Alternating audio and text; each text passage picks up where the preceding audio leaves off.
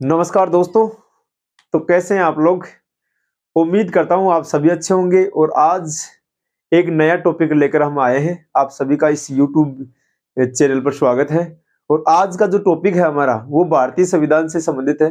भारतीय संविधान से संबंधित हमने मौलिक अधिकार, मौलिक कर्तव्य और DPSP directive principle of state policy और राष्ट्रपति के बारे में, प्रधानमंत्री के बारे में महत्वपूर्ण प्रोविजन हमने इसमें छोटी छोटी वीडियो के माध्यम से आपका इस YouTube चैनल पर हमने डाला है।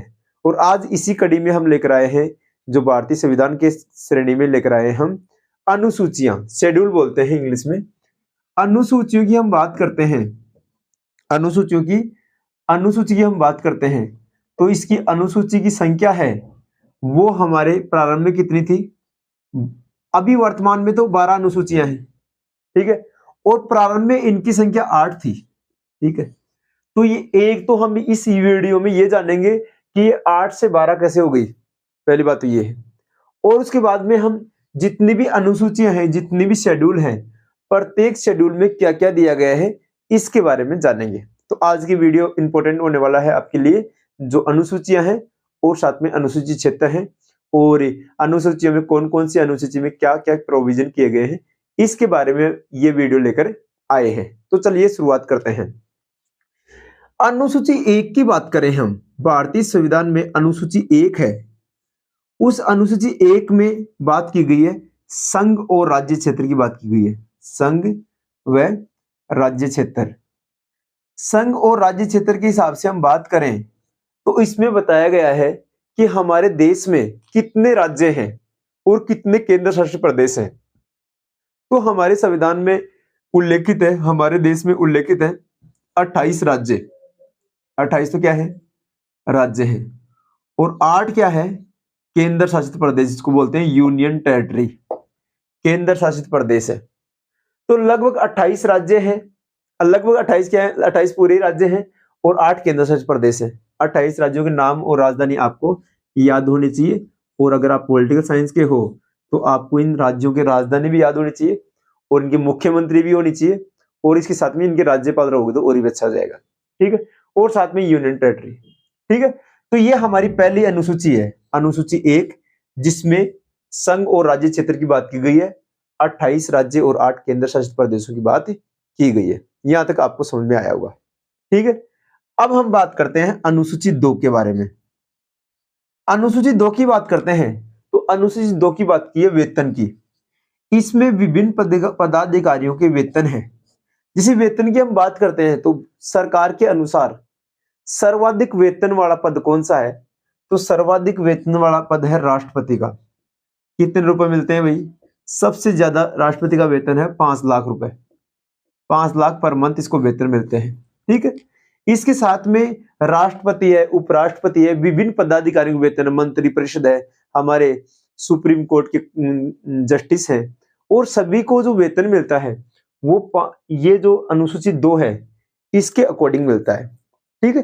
तो अनुसूची 1 में क्या है? अनुसूची 1 में संघ और राज्य क्षेत्र, अनुसूची 2 में है वेतन की बात की गई है। सबसे अधिक वेतन है राष्ट्रपति का 5 लाख रुपए, ठीक है। उसके बाद में हम बात करें तो अनुसूची 3, अनुसूची 3 की हम बात करते हैं तो इसमें बात की गई है विभिन्न पदाधिकारियों के शपथ की बात की गई है। शपथ तो कोई भी जो पद है उसकी सबसे पहले कोई भी जो ज्वाइन होती है तो उसके पहले शपथ ली जाती है। जैसे प्रधानमंत्री की शपथ है, साथ में मंत्री परिषद की शपथ है, जितने भी पदाधिकारी हैं उन सबकी शपथ की बात की गई है।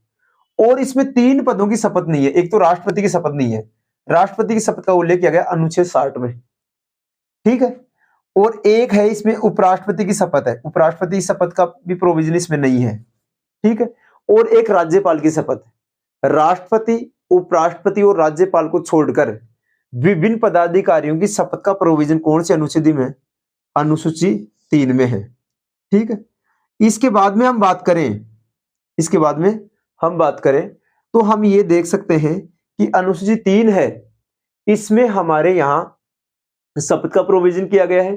कौन से राज्य की कौन सी शपथ है इसकी बात की गई है, ठीक है। उसके बाद में अनुसूची 4 है, अनुसूची 4 की बात करें हम, ठीक है। हमने आपको बताई टोटल 12 अनुसूची, तो इसमें चौथे नंबर की अनुसूची है। इसमें राज्यसभा की सीटों के बारे में बात की गई है। राज्यसभा की सीटों का आवंटन किया गया है। जैसे हमारी राज्यसभा में हमारी संसद के 2 सदन है, एक तो लोकसभा और एक राज्यसभा। राज्यसभा में कौन से राज्य से कितने लोग हो गए, तो राज्यसभा में टोटल संख्या है 245। इस 245 को 2 भागों में बांटा गया है, 233। 233 सदस्य हैं। ये तो आएंगे विभिन्न राज्यों से, भाई जैसे 28 राज्य है ना, 28 राज्य और 8 केंद्र शासित प्रदेश है, इनसे तो आएंगे 233। और 12 सदस्य है ना, ये आएंगे राष्ट्रपति के द्वारा मनोनीत, राष्ट्रपति इनकी नियुक्ति करेगा। ठीक है, ये जो 12 सदस्य हैं ये कला, साहित्य, विज्ञान और समाज सेवा क्षेत्र से माने जाते हैं। ठीक है, और इस प्रकार से कौन से राज्य से कितने सदस्य आएंगे ये हमारी अनुसूची 4 में दिया गया है। एक बार हम इनको सबको वापस रिवीजन कर लेते हैं। पहली अनुसूची में संघ और राज्य क्षेत्र की बात की है, 28 राज्य और 8 केंद्र शासित प्रदेश। दूसरी अनुसूची की हम बात करें तो इसमें वेतन की बात की गई है और इसमें सबसे ज्यादा वेतन बताया गया राष्ट्रपति का। ठीक है, उसके बाद में हम बात करें तीसरी अनुसूची में शपथ की बात की गई है और शपथ का प्रोविजन अनुसूची 3 में, इसमें 3 पदों की शपथ नहीं है। राष्ट्रपति पद की शपथ अनुच्छेद 60 में है, उपराष्ट्रपति की शपथ की पद अनुच्छेद 69 में है, और जो हमारा जो राज्यपाल है उसकी शपथ का प्रोविजन आर्टिकल 159 में है। तो इस प्रकार से तीनों पदाधिकारियों की जो शपथ है इसको इसमें नहीं बताया गया है और बाकी सबकी शपथ बताई गई है। और चौथा जो हमारी चौथी अनुसूची है इसमें राज्यसभा की सीटों का आवंटन किया गया है, कौन सी राज्य से कितनी सीटें होंगी, विशेषकर 233 सदस्य, बाकी 12 सदस्य तो राष्ट्रपति द्वारा मनोनीत होंगे। तो ये हमारी 4 अनुसूचियां थी। अब हम आगे चलते हैं 5वीं अनुसूची में। 5वीं अनुसूची की हम बात करें तो देखो हमारे यहाँ कैटेगरीज बांटी गई है, जैसे SC category, schedule caste, schedule tribe, OBC category, general category. ऐसे जो कैटेगरी है ना इसमें SC ST जो शेड्यूल कास्ट और शेड्यूल ट्राइब है ना इसके बारे में बात की गई अनुसूची 5 में। तो हम यहां लिख देते हैं अनुसूची 5। ठीक है, इसमें बात की गई है अनुसूचित जाति SC, शेड्यूल कास्ट और शेड्यूल ट्राइब के लिए विशेष प्रशासन का उल्लेख कौन करेगा, विशेष प्रशासन, इसका उल्लेख कौन करता है, विशेष प्रशासन का उल्लेख करेगा राष्ट्रपति। विशेष प्रशासन का उल्लेख राष्ट्रपति करेगा।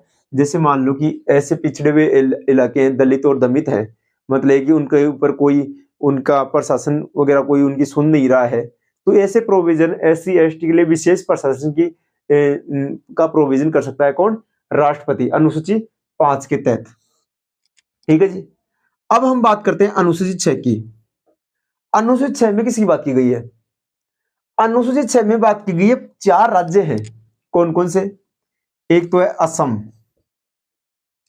ये क्या है पूर्वोत्तर के राज्य हैं, हमारा जो नॉर्थ ईस्ट है ना उसके राज्य ही है, असम, मेघालय, असम, मेघालय, त्रिपुरा और मिजोरम।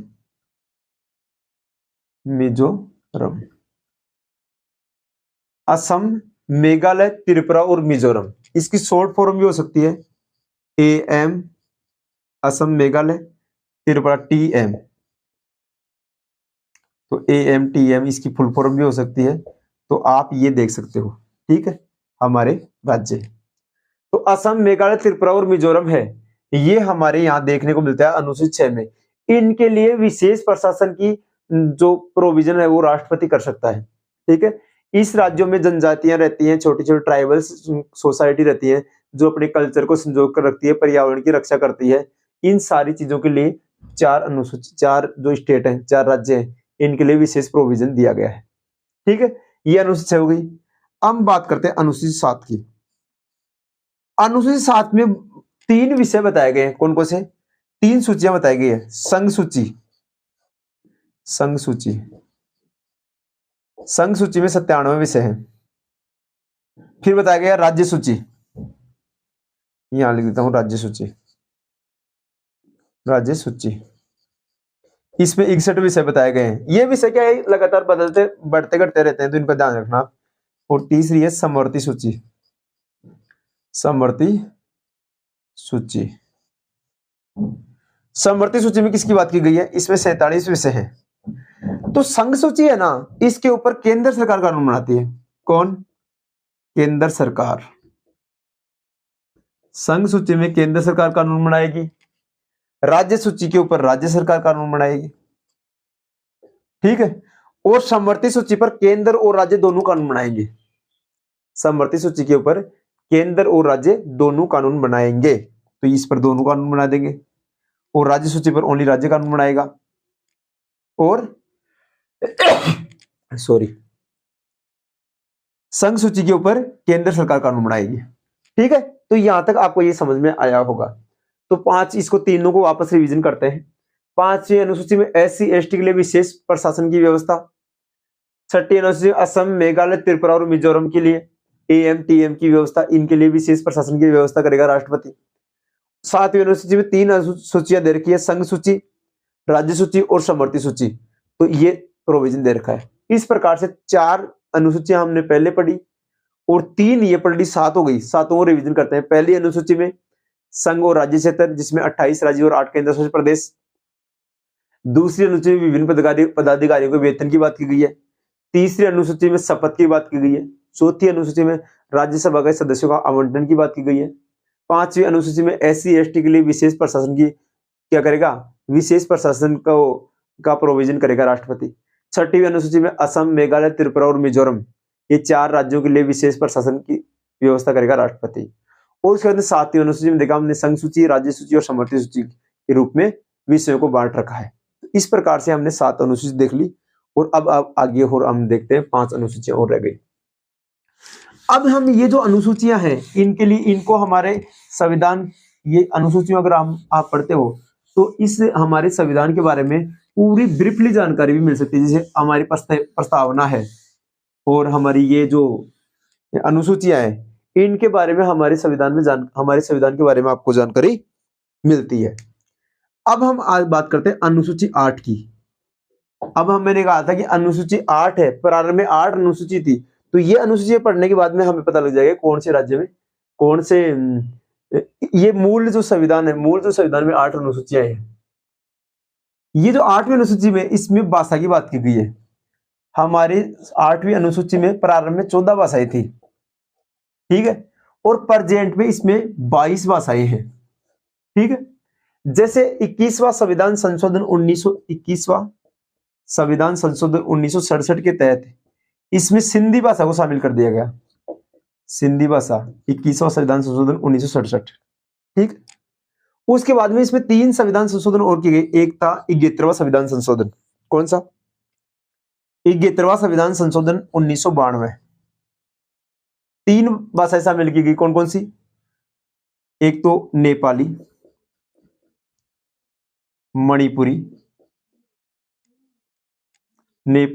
मणिपुरी और कोंकणी, ठीक है। नेपाली, मणिपुरी और कोंकणी, ये 3 भाषाएं 71वां संविधान संशोधन 1992 में शामिल की गई। ऐसे क्वेश्चन आ जाता है कि 71वां संविधान संशोधन के तहत कौन सी भाषाएं जोड़ी गई? तो नेपाली, मणिपुरी और कोंकणी। और 21वां संविधान संशोधन के तहत सिंधी भाषाएं, तो ये तो 15वीं भाषा हो गई, ठीक है। ये 16वीं हो गई, ये 17वीं हो गई और ये 18वीं हो गई, ठीक है। हमने कहा टोटल 22 भाषाएं हैं। तो उसके बाद में एक संविधान संशोधन और 52वां संविधान संशोधन कब? 2003 में। कितनी भाषाएं शामिल की गई? 4 भाषाएं। कौन सी? बोडो, डोगरी, संथाली। कौन सी? संथाली और मैथिली। ये 4 भाषाएं और इसमें शामिल कर दी गई। कब? 2003 में। इस प्रकार से 8 भाषाएं, तो ये 14 भाषाएं, ये टोटल 22 भाषाएं हो गई। ऐसे क्वेश्चन आता है कि अनुसूची 8 में वर्तमान में कितनी भाषाएं हैं? तो 22 भाषाएं। प्रारंभ में अनुसूची 8 में कितनी भाषाएं थी? 14 भाषाएं। 15वीं भाषा कौन सी है? सिंधी। 16वीं कौन सी है? नेपाली। 17वीं कौन सी है? मणिपुरी। 18वीं कौन सी है? कोंकणी। उसके बाद 19, 20, 21 और 22 मैथिली, बोडो, डोगरी और संथाली। इस प्रकार से 22 भाषाओं का उल्लेख इसमें किया गया है। आगे देखो, आगे हम बात करते हैं। अब देखो, हमने बात की, हमने कहा कि 8 अनुसूचियां थी प्रारंभ में, ये 8 अनुसूचियां मानी जाती है, ठीक है। अब हम बात करते हैं 4 अनुसूचियां और है जो इनको कब कब शामिल किया गया। तो एक अनुसूची तो बात की गई है, भूमि अधिग्रहण बिल के बारे में बात की गई है, ये है 9वीं अनुसूची। तो हम ये कह सकते हैं 9वीं अनुसूची को किसमें इसमें बात की गई है, भूमि अधिग्रहण बिल के बारे में, भूमि अधिग्रहण बिल, भूमि अधिग्रहण के बारे में बात की गई है। 9वीं अनुसूची को कब शामिल किया गया, 9वीं अनुसूची को 51वां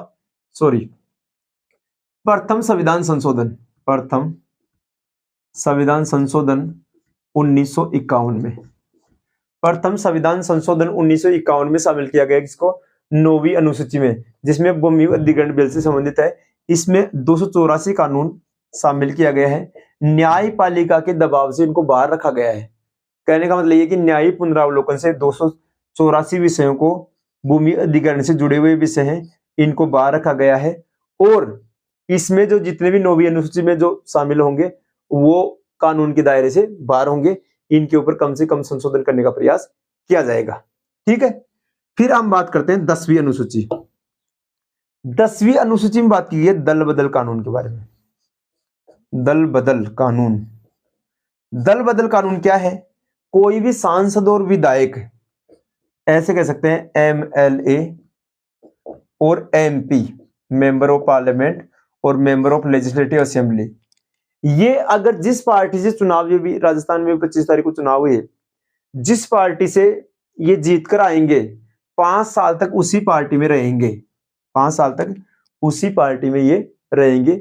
और अगर ये पार्टी बदलते हैं तो दल बदल कानून के तहत इनकी जो सदस्यता है वो समाप्त कर दी जाएगी। पहली बात तो ये है। और अगर किसी पार्टी के 2/3 सदस्य, अगर किसी पार्टी के 2/3 सदस्य एक साथ अगर कोई पार्टी चेंज कर सकते हैं तो ये कानून लागू नहीं होगा। वापस समझ लो, अगर किसी पार्टी के 2/3 सदस्य एक साथ पार्टी चेंज करते हैं, मतलब 30 सदस्य हैं टोटल किसी पार्टी में और 20 सदस्य एक साथ करते हैं, तो ये कानून लागू नहीं होगा। और अगर एक पार्टी का जो सदस्य, एक ही सदस्य है, वो चेंज करता है, अगर एक जैसे मान लो कि 30 में से 2-3 जने क्या करते हैं, चेंज करते हैं, तो ये दल बदल का कानून लागू हो जाएगा। इसको कब शामिल किया गया हमारे संविधान में, 52वां, इसके लिए 52वां संविधान संशोधन किया गया। इसके लिए आया राम गया राम की स्टोरी भी फेमस है। 52वां संविधान संशोधन 1985, 52वां संविधान संशोधन 1985 के तहत दल बदल कानून की व्यवस्था को शामिल किया गया है हमारे संविधान में। अब आपको समझ में आ गया 10वीं अनुसूची। 11वीं अनुसूची किसके बारे में बात की गई है, 11वीं अनुसूची में बात की गई है हमारे दल बदल कानून के बारे में। ये तो हो गया दल बदल 10वीं अनुसूची। 11वीं अनुसूची में है पंचायती राज व्यवस्था के बारे में बात की है। हमारे स्थानीय स्तर के ऊपर देखो, पहले MLA और MP काम करते थे, स्थानीय स्तर के ऊपर कोई भी प्रशासन नहीं था, तो स्थानीय स्तर के ऊपर प्रशासन को बढ़ावा देने के लिए पंचायती राज व्यवस्था, पंचायतों का गठन किया गया, पंचायतों की व्यवस्था की गई।